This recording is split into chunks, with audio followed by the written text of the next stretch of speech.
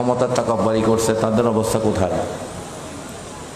হ্যাঁ, এই ক্ষমতা নিয়ে যারা তাকাব্বুরি করছে, মানুষকে মানুষ হিসেবে যারা গণে নেই, মনে করছে যে উত্থানের একটা দিক হচ্ছে কি পতন, ঠিক কিনা? যেটা মহান মালিকের জন্য শুধু প্রযোজ্য না। দুনিয়াতে আপনি যদি সীমা অতিক্রম করেন, আল্লাহ যারা সীমা অতিক্রম করবে তাদের ভালো বাসে না। যারাই সীমা অতিক্রম করবে তারাই কি হবে? ধ্বংস হবে। দুনিয়াতে আমরা সেটাই দেখছি কি না? আপনি সেই ফেরাউনের কথা ধরেন, নমরুদের কথা ধরেন, তাদের চেয়ে বড় ক্ষমতাশালী পৃথিবীতে ছিল না। ফেরাউনের তো অনেক বিরাট রাজত্ব, পৃথিবীর 3/2 অঞ্চল তার অধীনে ছিল।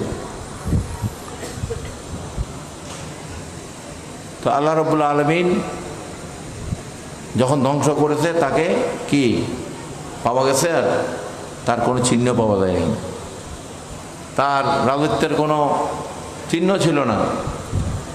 তাই জন্য এই তাকাব্বুরি অনেক খারাপ জিনিস।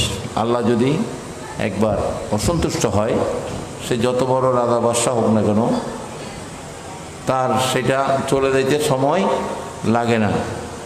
আমাদের মাঝে অনেক উদাহরণ আছে, সম্প্রতি উদাহরণ আছে কি না?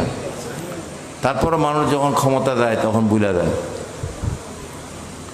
এই জন্য আল্লাহ রাব্বুল আলামিন পাক কোরআন শরীফ বলেছে, আমি তোমাদেরকে ক্ষুধা, দারিদ্র, বন্যা, ভূমিধস, ভালো মন্দ সব দিয়ে দেখব, তোমরা আমাকে কতটুকু মনে রাখো, আল্লাহর ভয় কতটুকু তোমাদের অন্তরে থাকে, খৌফ কতদিন তোমাদের অন্তরে আমি এটা পরীক্ষা করব। তো এই জন্য ক্ষমতা ক্ষণস্থায়ী, ঠিক কিনা? ক্ষমতা নিয়ে ফখর, কুরসি নিয়ে ফখর, এইগুলা আল্লাহ ভালো বাসে না। আল্লাহ রাব্বুল আলামিন যেন এইগুলা থেকে, এই তাকাব্বুরি থেকে, গীবত থেকে, মিথ্যাচার থেকে, পরনিন্দা, এগুলা